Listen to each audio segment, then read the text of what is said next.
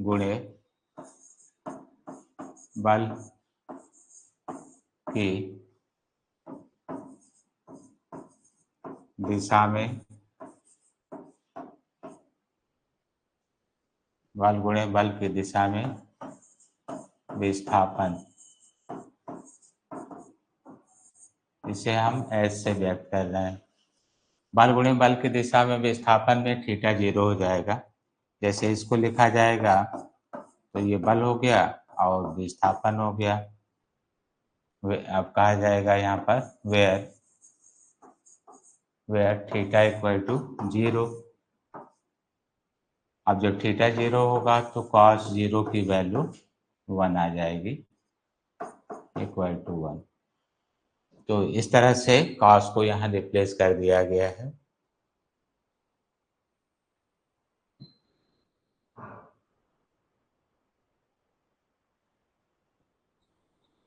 तो नेक्स्ट आपसे पूछा जाता है कार्य की परिभाषा के बाद इसका मात्रक।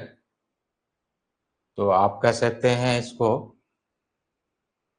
एब्सोल्यूट यूनिट या स्टैंडर्ड या एमकेएस यूनिट। तो इसे आप कई नाम से, जैसे एब्सोल्यूट यूनिट या यहाँ पर ब्रैकेट में एमकेएस यूनिट, इस तरह का एंड डायमेंशन।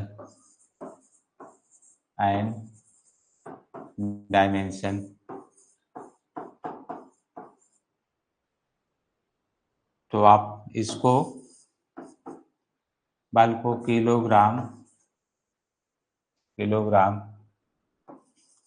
मीटर पर सेकेंड स्क्वायर इंटू मीटर, तो आप मल्टीप्लाई कर लेते हैं तो यहाँ से kilogram metre square per second square लिखते हैं। डायमेंशन के लिए ml2 t-2। आप टी को सिंबल को ऊपर लाइए तो ये आप डायमेंशन लिखते हैं।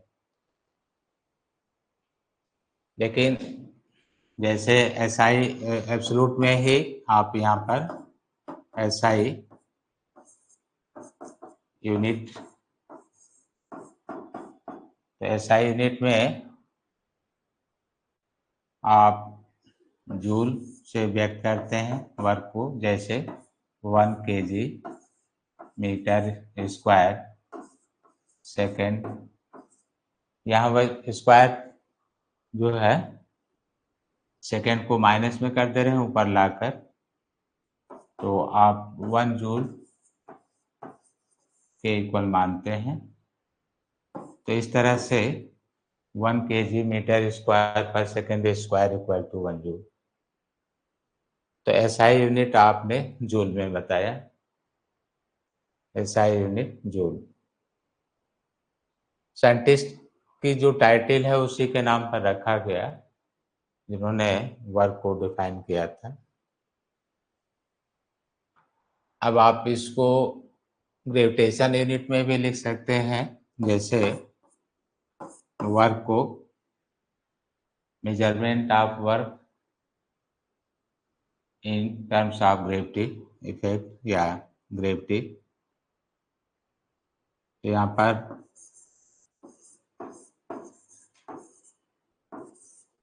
Mechanical work in terms of gravity. तो जैसे ग्रेविटी में आप बल को किलोग्राम के रूप में, किलोग्राम भार, तो इस तरह से आप कह सकते हैं, जैसे F equal to work W equal to F into, यहाँ पर H ले सकते हैं, D ले सकते हैं, कोई भी नया नाम देना हो या H लिखना हो तो नोट कर सकते हैं। H लिखना हो H लिख लीजिए। अब जो फोर्स है वो केजी वेट में आप व्यक्त करेंगे, किलोग्राम भार केजी वेट, और हाइट को आप यहाँ पर मीटर अलग से ही है, हाइट को मीटर में, इस तरह से। तो आप यहाँ पर जो रिटर्न करने जा रहे हैं देख सकते हैं, जैसे W इक्वल टू, तो आप लिखेंगे 1 किलोग्राम भार इंटू 1 मीटर। तो किलोग्राम भार मीटर, ये आपका मैकेनिकल वर्क होगा इन टर्म्स ऑफ ग्रेविटी।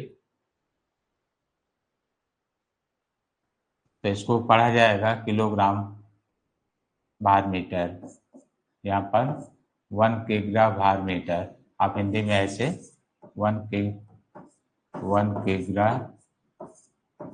भार मीटर, इस तरह से व्यक्त करते हैं। अब डिफिनेशन के लिए, जैसे आप इसका डिफिनेशन भी देते हैं, तो आप कह सकते हैं कि 1 किलोग्राम भार की एक वस्तु को 1 मीटर की ऊंचाई तक, 1 मीटर की ऊंचाई तक गुरुत्व बल के विरुद्ध ले जाया जाए तो कार्य 1 किलोग्राम भार मीटर के बराबर होगा। तो ये एक तरह से एमकेएस सिस्टम का ही पार्ट है, बस आप ग्रेविटी फोर्स को ग्रेविटी न्यूटन में ना व्यक्त करके किलोग्राम भार में ले रहे हैं, किलोग्राम भार के रूप में जो कहा गया। यहाँ पर फिर से सुन लीजिए, 1 किलोग्राम भार को 1 मीटर की ऊंचाई तक ले जाने में गुरुत्व बल के विरुद्ध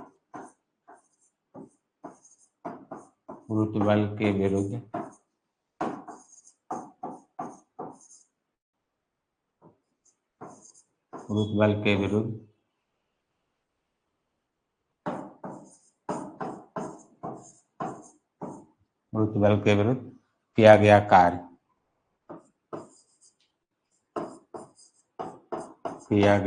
कार्य। तो इस तरह से ये वर्डिंग हो गया। When 1 kg weight lifted upward in 1 meter against gravity, then work done is equal to 1 kg weight meter.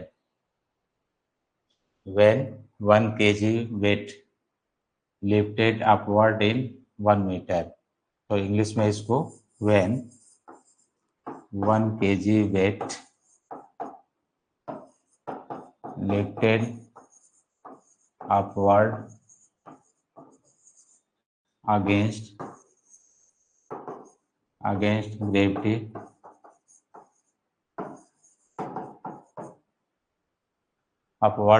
gravity, lifted upward 1 metre, यहाँ पर 1 मीटर यही लिख दे रहे हैं, 1 मीटर यहीं पर against gravity, then work is equal to 1 kg weight meter। तो इस तरह से आप इसको एमकेएस सिस्टम भी कह सकते हैं। एमकेएस सिस्टम में आप व्यक्त कर रहे हैं ग्रेविटी इफेक्ट। पहले भी था, एसआई यूनिट था और उसको एमकेएस सिस्टम। तो हॉरिजॉन्टल और वर्टिकल ये प्रभाव आपको हम दिखा रहे हैं, मिटाए नहीं है, ये हमने लिया था हॉरिजॉन्टल डायरेक्शन। यहाँ पर मैकेनिकल वर्क आप शो कर रहे थे हॉरिजॉन्टल।